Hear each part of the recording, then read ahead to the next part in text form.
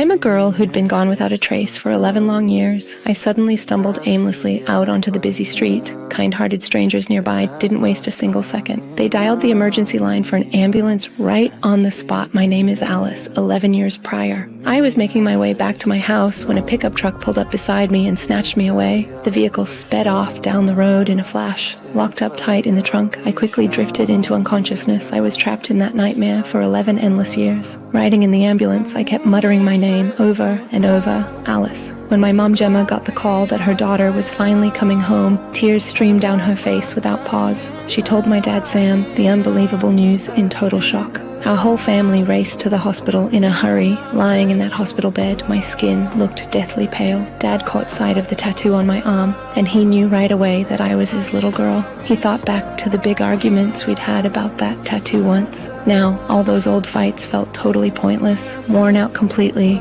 I drifted off to sleep. In the middle of the night, I woke up to find my family gathered around my bed. Their expressions were impossible to read. The next morning, I told the police every single detail about that terrifying kidnapping. For 11 straight years, I endured non-stop abuse and agony. My dad couldn't handle hearing those words. He stepped outside to collect himself, overcome with unbearable pain. But the detectives weren't ready to back off. They kept pressing me for details about another missing girl, Sophie. I was so weak and exhausted myself, I couldn't provide them with any more specific details. Just then, a nurse walked in with some devastating news. Stretch marks on my body proved that I'd given birth at some point. I begged and pleaded to leave the hospital right away, but Mom insisted that I needed to stay for further observation. Dad, though, agreed to my request without hesitation, hoping that being home would wrap me up in warmth again. Police combed through every inch of the woods along the route I'd escaped, but they came up empty-handed.